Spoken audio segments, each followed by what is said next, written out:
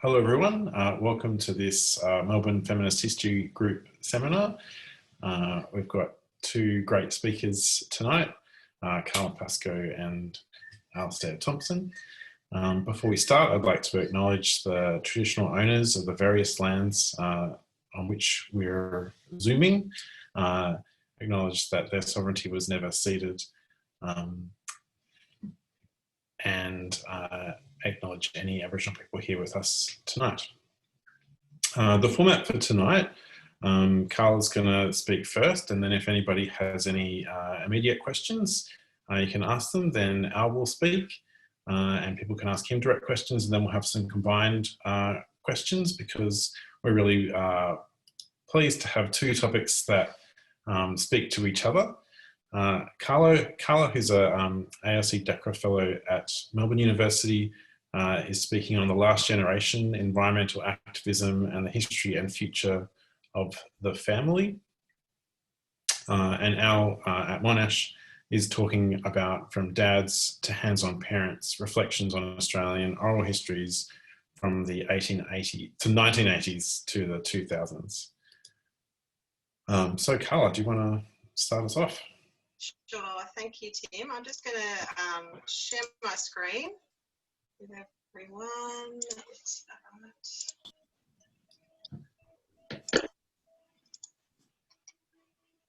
Okay, lovely. And perhaps people, if you're having any trouble hearing me or if any technical issues arise, perhaps you can put it in chat and let me know. Look, it's so lovely to be looking at all these familiar faces of friends and colleagues and to be able to reach out to each other across the distances that separate us. I'm speaking from the unceded lands of the Wadawurrung people, where Bellarine yellowgums, moona and mangroves guard the land and the Barwon River rushes out to meet the Southern Ocean. And today I'd like to start with a quote from Jane Fonda, of all people. Jane Fonda is an American actor and environmental activist. When interviewed about her activism last year, she stated, "We are the last generation who can make the difference between life and death of the planet. This is an urgent crisis and we have very little time." And Fonda here is referencing the concept of generation in the sense of a socio-historical cohort. And we are all of us broadly part of this generation to whom she refers, a group of people alive at the beginning of the third millennia, confronting the consequences of climate change, mass extinction and other forms of environmental destruction. A generation can of course also refer to a group of people within a family who were born at the same stage of a family tree. And I'm deliberately playing with Fonda's intended meaning here to suggest that our socio-historical generation confronts the philosophical possibility that we are the last generation in our families. Not literally, of course, but metaphorically, in the sense that to confront climate change head on is to confront the loss of imagined futures for the human race. And this was the point of this Extinction Rebellion rally here, called Empty Prams, Empty Futures, that was held last year. So when we speak of generations, we invoke the past and the future. We invoke lineages and relationships between people and time periods.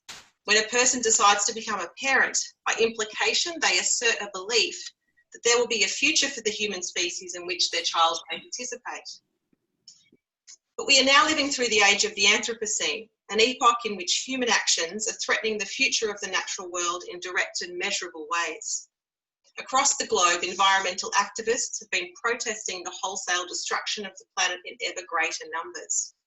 Young people who will live through the worsening effects of climate change are prominent in their ranks. But so too are those in direct familial relationships with young people, like parents and grandparents. Since late 2019, I've been conducting interviews with environmental activists in partnership with the National Library of Australia.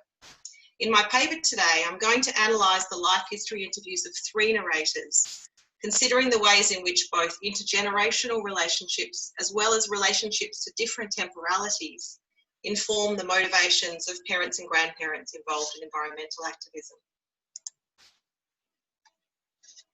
The first activist I'm going to introduce you to is Catherine. She's a grandmother in her mid-70s.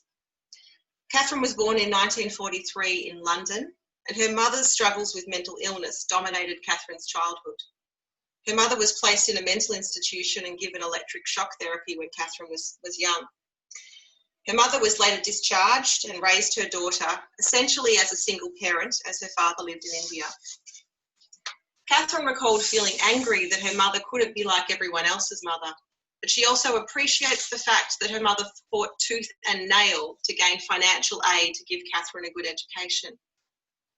Catherine remembers her as a strong woman who didn't give up easily.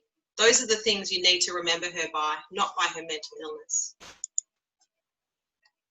Catherine particularly valued the way her mother taught her an appreciation of the natural world. We knew every little wildflower, she told me, knew every bird, the walks we used to do, and knowing every little path and every little byway, and yes, everything to do with nature. That was always something I've grown up with. Catherine met Peter while travelling in Australia, and they decided to marry and have children. Catherine worked as a teacher and supported her husband's role as an Anglican priest, firstly in Melbourne and eventually in outback New South Wales. It was here that Catherine became more intimate with the flora and fauna of her adopted country through learning about Indigenous connections to country. She wishes she had possessed this knowledge to teach her own children as they were growing up, but she's trying to make up for this with her grandchildren.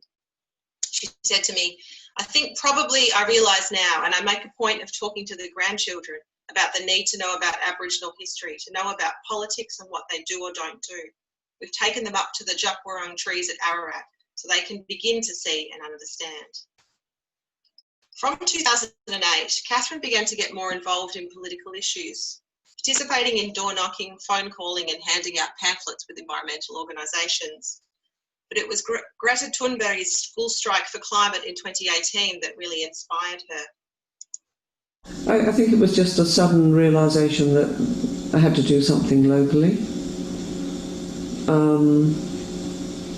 And Greta really, that was what propelled me, because there she was sitting on the street by herself.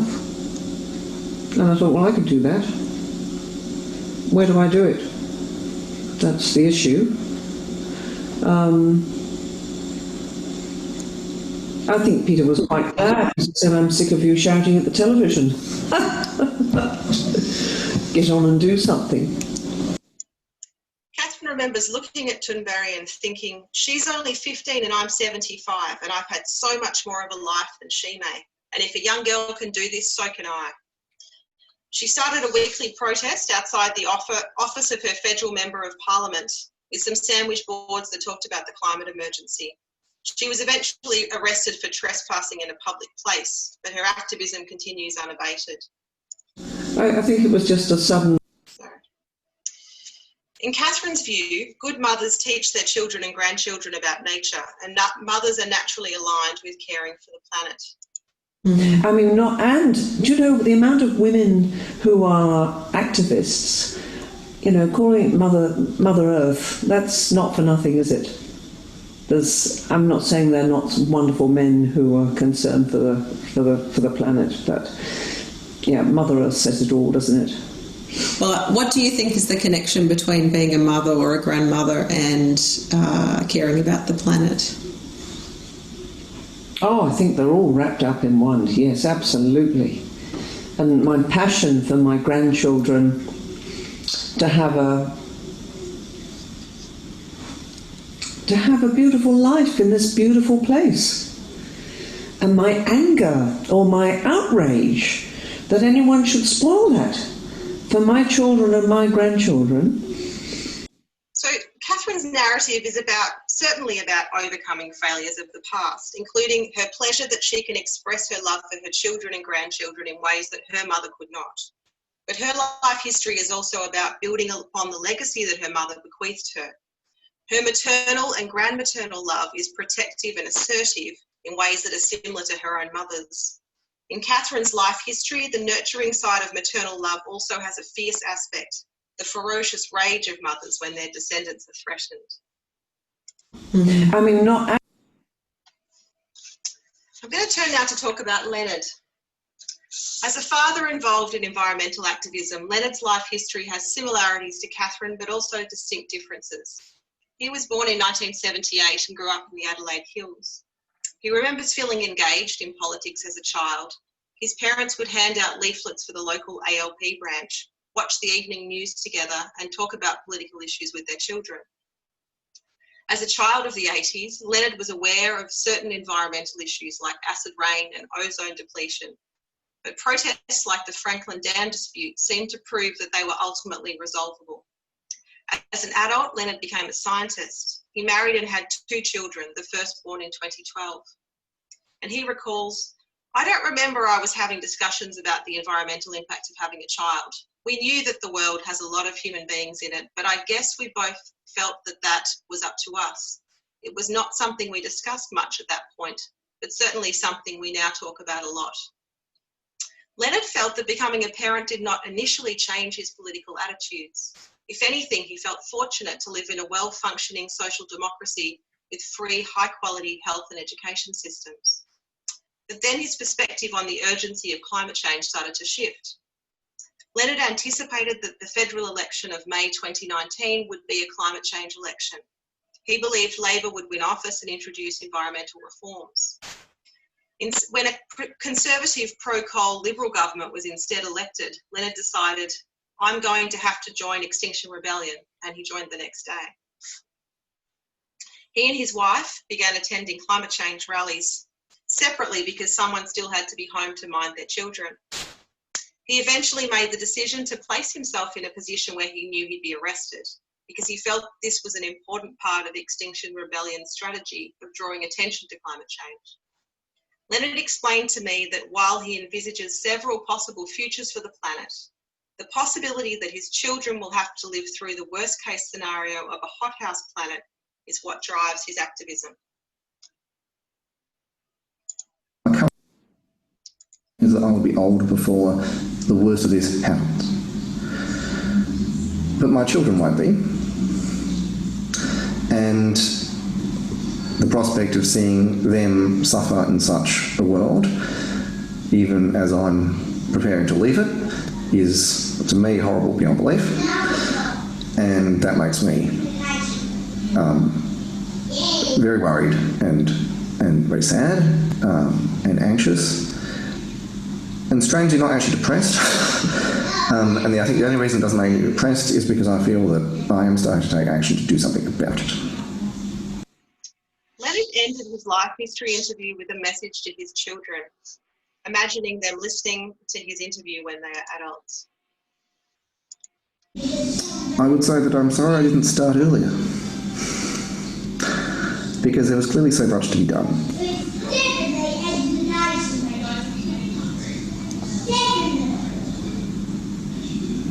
And that I hope we were successful.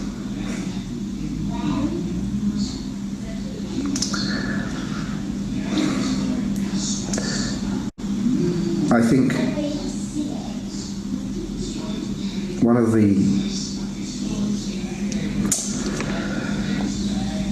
clearest thoughts that I've had on this, which is not by any means an original thought, but people have said the same thing, is how would you answer the question asked by your child when they're an adult? Dad, what did you do about the climate emergency? And I think once you ask yourself that question, it's hard not to do something. Leonard's climate activism is explicitly and consciously connected to his position as a father. As a scientist, he understands the science around climate change and the possible future scenarios facing the planet. When these future imaginings seemed a long way off, it was possible for him to know them intellectually but detach himself emotionally. Now that he is a father and the science has become starker and the failures of traditional politics more apparent to him, Leonard can no longer abstract himself from climate change. His relationship to the future is made tangible by his relationship to his children, and his perceived obligation to act is directly related to imagining their futures. The final story I want to share with you is that of Sarah. She is a mother of roughly the same age as Leonard. But while Catherine and Leonard have only recently come to environmental activism, she's spent most of her adult life engaged in environmental work and protest. Sarah was born in 1974 and spent her early years in Singapore, Albury and suburban Melbourne. At university, she became involved in student politics, particularly environmental organisations. Although her parents voted conservatively, Sarah realised that she was in many ways displaying a sense of social justice inherited from her mother. She said, "I'd say my mum's sort of sense of fairness and justice and looking after those who need help. I guess that kind of value that I grew up with would have been coming out there." She began working for environmental organisations in focusing on sustainable living. Sarah married a fellow environmental consultant and they had a child together in 2012. She said, "I had the overwhelming desire to have a child, which sadly now I often wonder if I'd gone down the other path, she wouldn't have had to put up with this whole climate change scenario." Sarah reflected that a decade ago, not many people were considering foregoing having children because of climate change. She believes that in a relatively short space of time, the imagined future of the planet has shifted radically, and this is impacting the decisions the potential parents are making in the present about whether to have children. As the student climate strikes began to flare up around the world in 2018, Sarah was struck by the impression that they made. With other parents scattered across Australia, she helped found Australian Parents for Climate Action. Sarah worries about the future and actively plans for how she can protect her family from food scarcity and water shortages by becoming more self-sufficient. And she also told me, but again, thankfully, I have a good meditation practice that helps me kind of I was wondering, is it just a skill that I can be very present and find joy in the everyday and not dwell in the worries of the future? Or am I just in denial? I'm not sure. Because imagining that stuff, it's like, surely not. Like, it's almost impossible to accept that could really be real. Do you know what I mean? So maybe I don't think I have fully accepted that that's how it could be, or that there's a very high chance it'll be like that. So I guess maybe my mind's still like there's a chance it won't be like that, or that we'll be able to find solutions, but we're running out of time for those solutions, so at some point we have to accept it. Whilst remaining well educated about the likely consequences of climate change, Sarah actively practices optimism and allows for the possibility of doubt. She finds that she needs to suspend some of her concern about the future in order to find the motivation to take action in the present. So in conclusion, but again, thankfully, these life histories of three environmental activists display synergies and contrasts. All three are slanted towards different temporalities. Catherine's life history is oriented towards the past. Her activism is powerfully inspired by a connection to nature fostered by her mother and a determination to fight for her offspring, which imitates the protective love that so characterised her own mother. Leonard's life history is firmly focused upon the future. As a scientist, he's equipped with the knowledge and training to fully comprehend the possible ecological scenarios that face the planet. While he finds these possibilities daunting, it is his capacity to imagine the future that most inspires his environmental activism. Sarah deliberately cultivates a proximity to the present. She knows that dwelling too deeply upon the future leaves her anxious, and thus she consciously inhabits the contemporary moment as a coping strategy. But all three narratives also display common themes. Parents are seen to be consistently influential across these life histories. Whether or not their precise voting preferences or party affiliations are adopted, parents profoundly impact upon their children's values in ways that often find political expression, such as Catherine's determination to fight for her grandchildren or Sarah's innate sense of social justice. And in all three narratives, it is a desire for a safe future for their children and grandchildren that most inspires these environmental activists. The connections between the history of the family and environmental history are not necessarily immediately apparent, but families are always impacted by the built and natural environments they inhabit. And larger histories of weather patterns, natural disasters and ecosystem shifts influence patterns of familial change and continuity. This paper argues for the importance of considering environmental histories. the ways in which nature interacts with culture, as well as patterns of human interaction with ecology, alongside histories of the family. In the 21st century, environmental forces are asserting themselves powerfully into the private realm of familial and domestic life. In this context, the relational and intergenerational lenses employed by historians of the family have much to offer environmental history. And an attention to environmental context is becoming increasingly important. Some would argue imperative, for histories of the family composed from the vantage point of the third millennium. Thank you.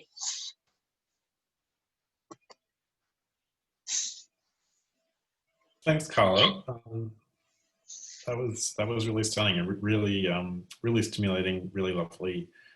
Really lovely to have the sound of those people's voices and to hear the passion and the emotional journey as they were talking with you. Does anybody have any questions that they're burning to ask Carla now? Keeping in mind that we'll have time for joint questions at the end of the session. You can raise your hand or put the question into the chat.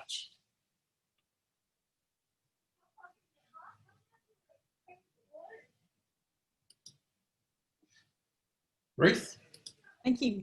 Thanks so much, Carla. That's an amazing paper and really interesting. I was wondering if you could tell us a little bit more about the other people that you're interviewing as part of this, whether it's people who are more aligned with the environmental movement per se, or other families that is, I suppose, at the experiencing perhaps the economic restructuring happening around these sorts of challenges. I'm thinking like coal families and so forth. Thank you, Ruth. This project has been impacted by COVID, as everyone's research has this year. So the sort of broad scope that I've discussed with the National Library is to cast our net as widely as possible. So I'm not interviewing only parents and grandparents, for example. I've interviewed quite a high-ranking union official who also has strong environmental convictions, but is not a parent. I've interviewed some young activists who are not sort of parents or grandparents. I haven't.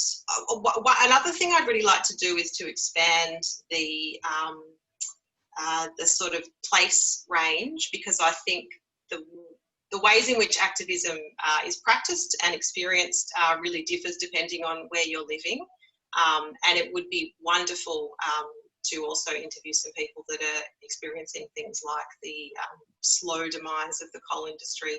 So maybe that's something I could talk about more with you, Ruth. The National Library doesn't do remote interviewing, so I haven't been able to continue my specific interviewing with them in Victoria, but I have been doing some more pilot interviews via Zoom where possible. Thanks. Eve, did you want to ask your question, or shall I read it out? Yeah, I can ask it, even though I wrote it in the chat. Thanks, Carla. That was a really wonderful paper. I'm really interested in this kind of new, sort of so-called new phenomenon of people, avoiding parenthood because of the climate crisis and the fears of what that will involve for their children. And you sort of talked about it as, your interviewees were sort of talking about it as a fairly new phenomenon that's just sort of started in the last 10 years. But, I suppose I was thinking, there's always, there's been many points in history where there has been fairly dire imagined immediate and long-term futures. So I wondered if you think it's kind of possible to situate this kind of newer impulse within a longer history of people avoiding or delaying parenthood due to fears of what the future will involve. Thank you, Eve. That's a wonderful question. It actually cuts to the heart of another sort of tangential project that I've been starting with some sociologists, and we've been fortunate enough to have a couple of Indigenous scholars joining us, and we've begun talking about I wouldn't want to speak on their behalf, but whether this is a new phenomenon for Aboriginal mothers, for example, to experience a loss of imagined futures, or whether that's been something that's been happening for Aboriginal and Torres Strait Islander women since invasion, essentially. I can think of other moments in history where there's also possibly been a sense of a loss of imagined futures. I think there's something distinctive about the present moment in the sense that it's genuinely global. It's sort of not, it's not discrete to a specific place or a specific group of people. But there's a really interesting, I think, sense of existential dread, fear that accompanies thinking about climate change. And I think one of its manifestations for some people is worrying about whether it's responsible to have children at this point in history. And this is a really difficult conversation to have, one-on-one in interview or collectively. But I think it's a really critical conversation to be having. Thanks, Carla. We've got one more question now before we'll ask Al to speak. Rachel, do you want to ask your question?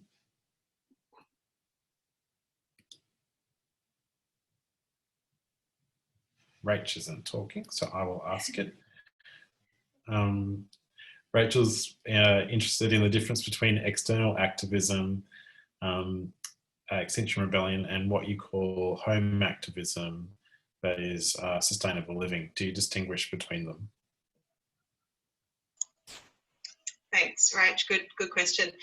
One of the things that I'm observing, it probably wasn't the main aim of my research, but I'm definitely observing is, I'd say tentatively at this early point, that maybe we are seeing an expansion of our definition of what activism means.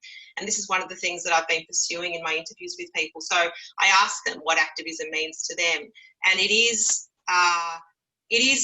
getting out on the street and protesting, but it's also a whole lot of digital online forms of activism that you can readily imagine.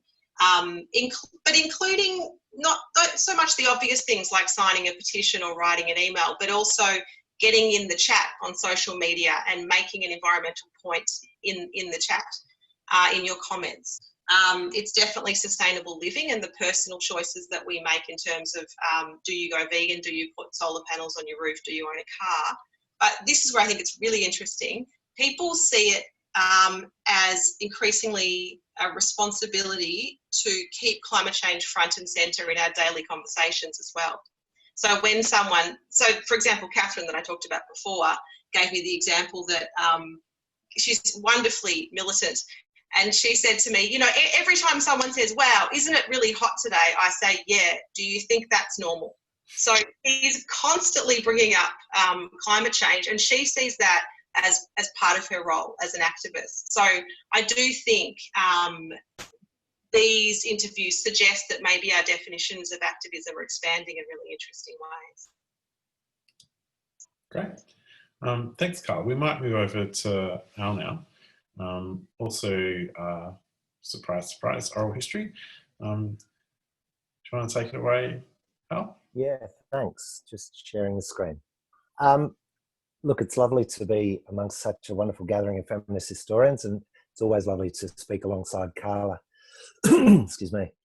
So the title's on the screen there, but really in brackets at the bottom is what I'm thinking about is what is it that makes some fathers in particular circumstances become primary carers, and focusing in this instance on the 1980s and 90s.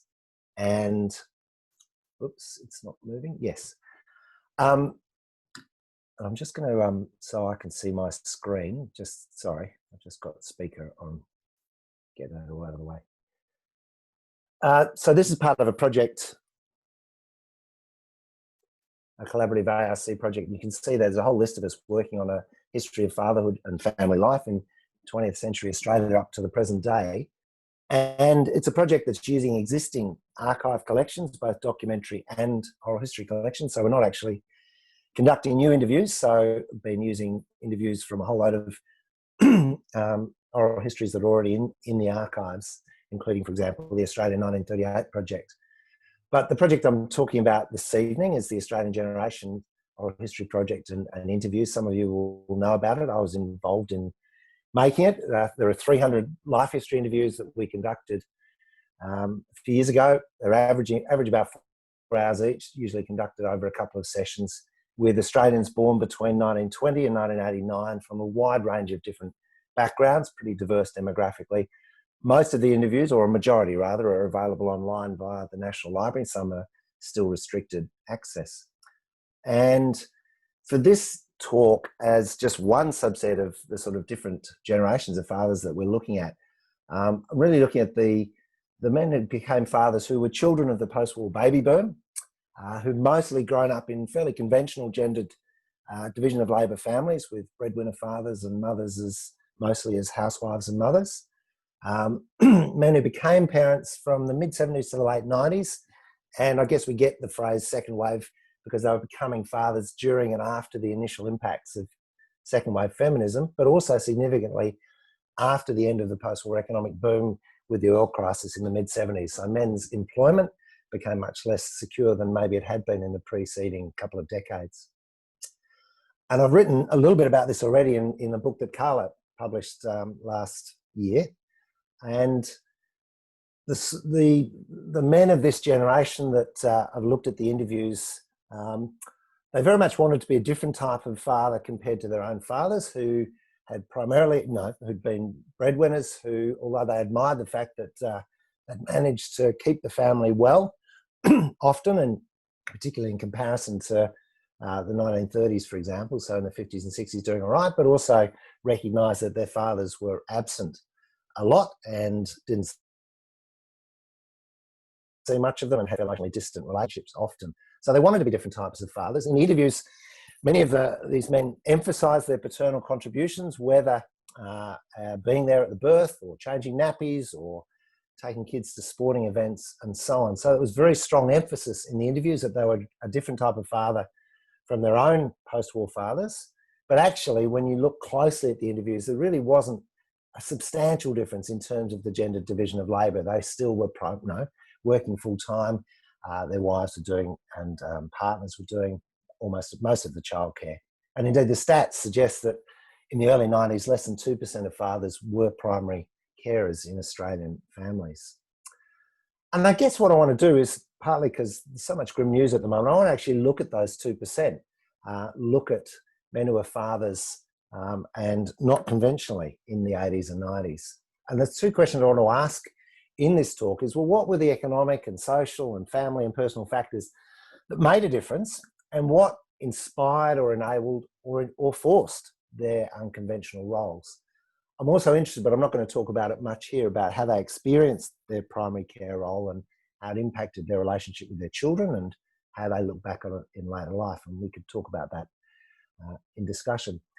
Look, here are 4 out of 5 men from those 300 in the generation's interviews, all of whom share what the Italian oral historian Sandra Portelli describes as a horizon of possibilities. So they were all interviewed for our project. They were all born in Australia between 1950 and 1960. They all became fathers in the 1980s and 90s, and they all at some point in their family life became primary carers for their children. So when Portelli talks about a horizon of possibilities, is people have got enough in common that you can actually begin to see patterns, and if not, you're not generalising from a representative sample clearly, but actually see patterns from similarity or similar backgrounds. Interestingly, none of them were migrants or second generation migrants, and I'm not sure whether that was just a sampling coincidence or whether it was something about either the cultural expectations or the economic circumstances of migrant men at this time. But they were from diverse class backgrounds, working class and middle class, from both regional and metropolitan Australia, and one of them indeed had an Indigenous background, although he didn't discover that until he was in his 20s. So in terms of that group of 5 men, what were their backgrounds? Well, they all grew up in families that had breadwinner fathers. The middle class families, the mothers didn't do paid work during most of their childhood. The ones from working class families, their mothers did often work in paid work intermittently or part-time, if not full-time. And they remember a mixture of very happy families, but also dysfunctional families. It's a pretty diverse range. All of them talk about the lessons they learn about parenting from their own upbringings, both positive and negative lessons. And none of them set out to be a primary carer. And indeed, all of them started, I guess, fairly conventional men's occupations in the 1970s. One was an apprentice metalworker, one started as a police cadet and subsequently left that and became a scaffolder. One was a primary school teacher, one started off in the public service, and one worked as a salesman. And I suppose one of the questions, to what extent were their attitudes and to what extent were the ideas of feminism influential in the decisions they made about their roles in families? And a couple of them did talk about the influence of feminist ideas. So, for example, Ron, who was the scaffolder down in the Latrobe Valley, he was unemployed and did a community development course, and most of the other students were women and most of them were feminists, and he found them pretty scary, but he also learnt a lot from them. And Shane also had been at university in the 1970s and influenced by feminist colleagues and friends. Several of them had partners who were either feminists or who were certainly very aspirational in terms of a woman's career. And that was a significant factor, as we'll see. Most of all, what's really clear is that taking on a primary care role for pretty well all of these men was either required or forced by economic circumstances, rather than them setting out because of particular ideas about men's or women's roles. And the economic instability and uncertainty of the years after the oil crisis in the mid-70s were really significant here. So several of them took on a primary care role in families when they lost their jobs. So Ron was a scaffolder in the Latrobe Valley, and with privatisation, jobs became more scarce and he was unemployed. He met a woman who had 2 small children and joined up with her and became a step parent. And because she was at work and he wasn't, he looked after the kids. And then when they had their own child, he continued to look after the kids for a number of years. So unemployment was a significant factor for several of these men. So too was the sort of stress of working life in a range of different ways. And Russell, for example, who was a school teacher, he'd really enjoyed being an audiovisual teacher who travelled around rural Victoria taking films into schools. But then that job was lost and he went back into a classroom, and he really struggled in a classroom and got very stressed and ended up taking sick leave and superannuating in his 40s. And at that point, his partner was also a school teacher who'd been looking after their 3 kids, born in the 1980s. And at that point, Russell said, well, actually, I'll take it over. So he took it on, partly coming out of stopping work because of ill health. And some of them partly related to unemployment. Retraining was often significant. For example, Stephen, who'd been a metal worker, partly for work stress, he left a job and then decided to retrain as a librarian. And like Ron, had more time and flexibility and had a partner who was able to do paid work and keep the family, and so therefore became a primary carer for the kids. One of the sort of jokers in the pack, which didn't apply to any of these 5, but was shift work. And there are other interviews in the Generations Project, but also way back in the Australia 1938 with men who were parents in the 1920s and 30s. Shift work actually also made a difference. Some shift workers were either completely knackered and unable to or unwilling to look after their kids, but very often shift workers, because of the sort of variation of their work, were able to take on childcare roles that 9 to 5 male workers were less able to do so. So primary care roles was partly required and forced by economic circumstances, but also by personal circumstances, most obviously divorce. So Rob, who was a salesman, had 2 kids in the late 1980s and 90s, and then marriage fell apart and they divorced, and likewise with Shane. Shane was already looking after the kids, and I should have actually mentioned that before. His partner got an academic job in another country. They travelled with the kids, and he stopped work and looked after the kids for a while. But then when they came back to Australia and they got divorced, he continued to look after the kids for a number of years. And in Russell's case, he was the teacher who'd taken on the primary childcare role, and then his partner died of cancer, and he continued for the rest of their school years to be at home with the children. And of course, the primary care role, one of the really obvious things is it required, if a man was going to be looking after the kids, it required a wife's reasonably well-paid work. And so it was dependent on the economic and educational advances for some women that had taken place in the preceding decades. And in most of these cases, it required partners who had professional incomes and aspirations, whether it was Shane's partner who became an academic, or Russell's partner who was a school teacher, Stephen's partner, Ron's partner who was a nurse, who became a healthcare manager. An income that was sufficient to support a family and sometimes to also pay for part-time childcare if and when the men went back to part-time work.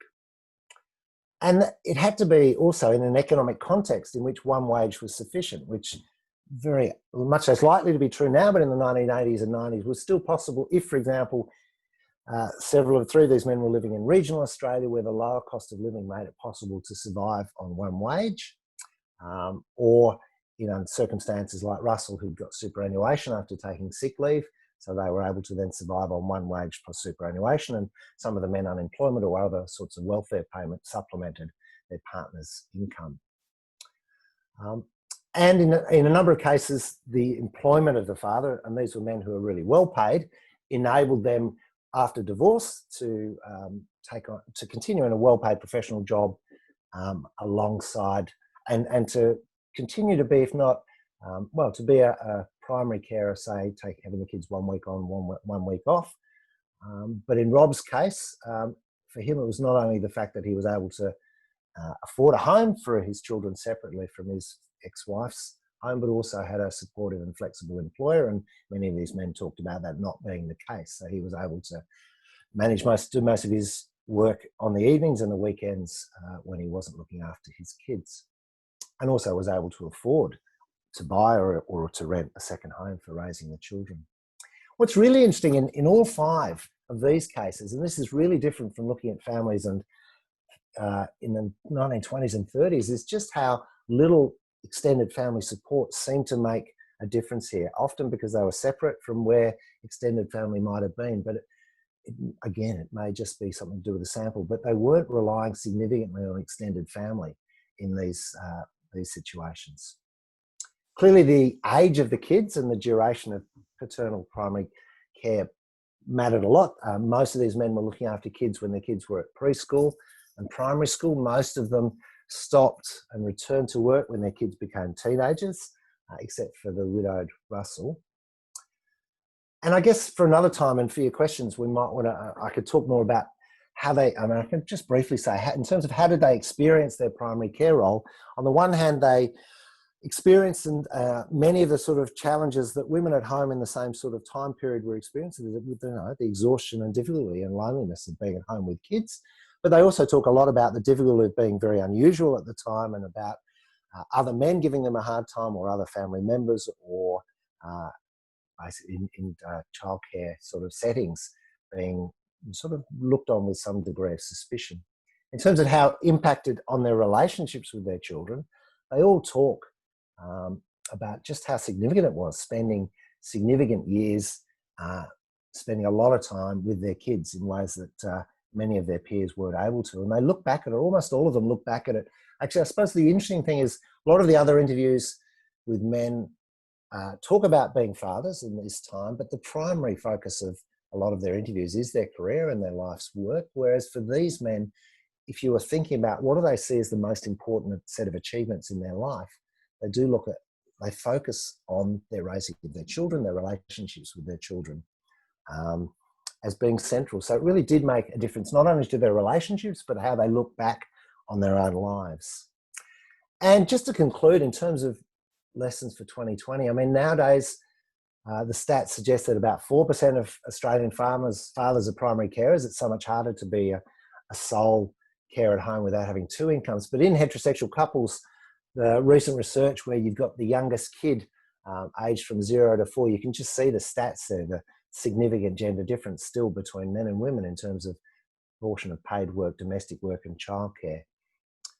And interestingly, at the start of the pandemic, there was a lot of discussion about whether men who are either unemployed or spending more time at home might end up spending more time taking on a much more significant domestic and paternal role. But it looks like from the statistics that are emerging, and a lot of anecdotal evidence as well, that that's not been the case. And reversely, not reversely, but actually women have been bearing the bulk of the burden of homeschooling and managing both work and home and domestic life. And so I guess, just to conclude, the question I'm asking myself is, what can we learn from these men and their families in the 80s and 90s about what either inspired or forced or required them to take on a really significant role in their families?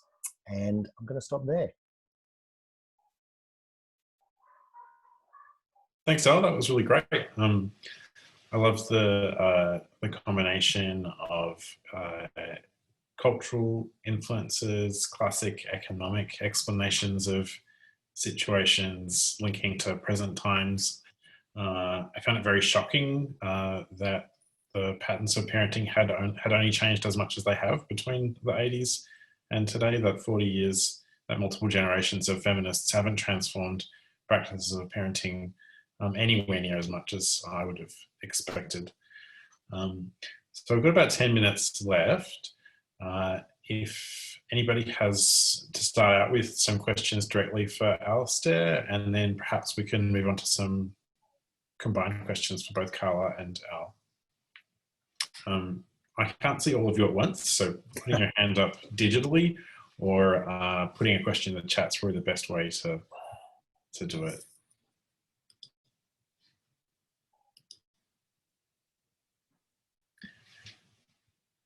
While people are thinking of questions, I found it really interesting, Al, that you talked about the men's exposure to feminist ideas through their partners or through university and so on, as well as their economic circumstances, both economic hardship and economic opportunity, as being key factors that shaped their willingness to take on significant parenting roles, and to an extent that it shaped their sense of themselves.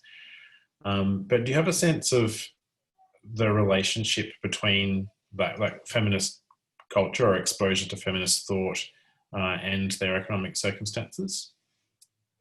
Look, I think the sort of take home for me from the research is that the best will in the world and the best set of ideas weren't the fundamental difference, and that the fundamental difference was often either particular personal circumstances or economic circumstances. So it sort of made me a bit more of a materialist, really, that you might well have a feminist partner, or you may well have been influenced by feminist ideas, but unless the economic circumstances were such that the negotiations within a family over who was actually going to work, do paid work, and who was going to do the work of staying at home with small kids, that it was the balance of whether a woman partner was earning enough, or whether I was unemployed or whatever. It was that was the most significant determinant. Now, it helped to be predisposed. I imagine there were men, in fact, I'm sure there were men who were in circumstances that may well have meant it made better sense for them to be at home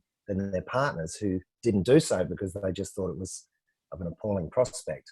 So yeah, being predisposed at least to the idea that your partner might be the primary wage earner was sort of, if not necessary, it made a difference, but the most significant difference was, I think, material. Fascinating. Hannah, you put your hand up, and then Katie after that. Yeah, look, thanks, Alistair. Really interesting paper. My question, I'm coming from the perspective of someone who was raised in the 80s by separated parents, and my dad was, a sole parent, and he had us 50-50, so week about, or various versions. And he was working full-time nearly all of the time, except, when I was in year 12, and he was made redundant and for a lot of my year 12, and so he was home with my brother and sister, who were quite a lot younger. And I remember from that era what it was so weird to have a dad so involved. We loved it. It was fantastic. But I also, there were films that were really significant, and I just wondered whether pop culture comes into it. I remember Mr. Mom, and Three Men and a Baby, and just this kind of novelty, men in charge of babies. Anyway, I'm interested in the pop culture stuff, whether that came up. Look, it's interesting. In the interviews, it didn't, and I don't think any of the men mentioned those sort of cultural models. I mean, they're really striking. I mean, several of them talk about going along to childcare groups or kindergarten or whatever and getting involved and finding it difficult because they were the only bloke who was there, and some of the mothers who were there were a bit wary or ambivalent. And they also talked about workmates or former workmates when they were unemployed who, would give them a hard time and why were they doing it, or even parents.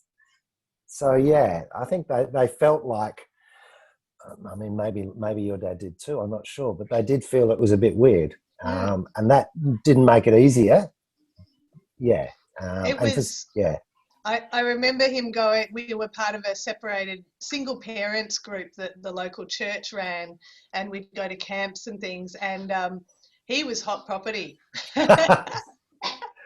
It was, he was the only single dad there with, and just, yeah, he was very popular. He was working the novelty. Let's move on quickly from Hannah's dad's working the room. Katie. Thanks. Thanks, Al. That was really interesting. I've got a question. There's two parts to it, I think. One is about the ways, to the extent to which, if at all, the being two things, not working and then being the full-time parent, if that's what they were, the impact of that on their relationship and on their sense of themselves at the time, given the relationship between, work and masculinity, actually not earning an income is in itself, not being a breadwinner is in itself quite a challenging thing. And then and if that had an impact on their relationship and to what extent. And then in a sense, in terms of their thinking back and their memory of the time, obviously, as you've said, it really shaped their sense of the self in important ways. But do they feel that that's carried through, that it's changed the way they think about themselves now as men? Look, on your second question, absolutely. I mean, they're looking back now from 2014, 2012, and these all five, and it's really they all talk about a language of, it was priceless having that opportunity. It was such a special opportunity that I had compared to my own father or compared to my other friends and stuff. So they all very much stress that the relationships they have with their children were enriched. They were tough too. They had tough times as well, but in the long term, they spoke very positively, and it was a really central part of all five men's identity as men. Now, and clearly that's in the here and now and looking back, and it sort of more or less turned out okay for each of them and with their kids. And they look back and look at, well, actually in the 1980s when I was at home, either as a widower or divorced, or actually my partner was out at work, several of them talked about how it wasn't just that they felt a bit weird and different, but actually sometimes, they were dealing with all the usual stresses of being at home with small kids, but they were also sometimes struggling with, is this what I should be doing as a bloke? And feeling, having mixed feelings about that. And in one case probably went back to work earlier than they might otherwise done because they really were struggling with it. And in terms of your question about how it affected their relationship, I mean, it's very different, and every relationship is different. And in at least one case, it pulled the relationship apart because of the gap between her successful career and his sense of, well, I'm doing this and it wasn't working. In other cases, they actually felt actually this worked okay. And then, by the time the kids were teenagers, in all cases, the men went back to initially part-time and then full-time work. But yeah, there's a real difference between how they experienced themselves as men, as young fathers in the 80s and 90s, and how they look back on it now. Doesn't mean now they're being nostalgic about it, but they're actually seeing the long-term consequences for them as fathers and as parents as being mostly positive rather than negative. Great. Charlotte, you've got your hand up. Thanks, Al. I just quickly want to bounce off you two things that I've observed with women's responses to the kind of challenges of being primary carer, and some of the emotions maybe of anger or resentment. One is women in the 80s, the extent to which women basically worked on their own identities to fix the problems of feeling they were having. So that was often community work and sometimes could be self-help as well. And it sounds like some of those strategies weren't available to men. And the second thing is looking at more recent material from Australian parents in the 2000s. Many couples have observed that sharing the experience of stress at work and stress at home really strengthened their relationships. And again, it sounds like that was slightly different for the men that you're looking at in some cases. So I'm very interested in having lots of conversations about this. Yeah, that's really interesting. I think one of the differences in the 80s and 90s, it was still just about possible, particularly in regional Australia, to survive on one income. So when they were making these negotiations and decisions, rather than having two incomes and paying for childcare, one partner was staying at home. And so, whereas certainly by the time you get to parents in the 2000s, that's much less likely. And then, as you say, when you're both struggling with the balance, if in the sort of minority of cases, the men are really pulling their weight equally, that can be a really positive thing in a relationship. Just, it's interesting your thought about how women in that, as parents at home, had to sort of fashion themselves or create a sense of identity around that was positive. And I think you're probably right there. There weren't the sort of cultural opportunities available for these men at that time to do that. Yeah, really interesting to compare. Yeah. Carla, I wonder if you could comment about Leonard in your study, whether ours paper made you reflect on his experience. Leonard struck me as I was surprised how emotional he was when he was talking about his role as a parent and the link with the environment. What are your thoughts? Sorry, Tim, I'm not sure I completely understand the question. Are you asking about sort of his, the extent to his role in caring for his children? Yeah, both his role and his subjectivity as a father. Like he seemed very, that seemed very important to his sense of self. But that was implied, I think, more than explicit in the quotes that you used. Well, that's an interesting question. I'm not sure if I can answer it directly, but one of the things I noticed in Leonard's interview was that when he described the process of decision-making that he and his partner, who is a woman, went through to have their first child, he described himself as much more enthusiastic about it than she was. He said that his partner was much more conscious, was just more ambivalent, more conscious of the losses that come with parenthood, and he was sort of pretty gung-ho and enthusiastic. My sense was that I didn't ask them specifically about the sort of quantitative aspects of how they share care in their family. And as Al pointed out, sometimes a father's degree of emotional investment in raising his children is not necessarily reflected in the hours that he spends with them during the week. Which, I mean, I'm sort of saying that quite honestly, not sort of critically. It's partly to do with structural impediments in our society that continue into the 21st century that make it very difficult for two parents to be equally involved in the day-to-day lives of their children. Our tax system is set up to make that difficult.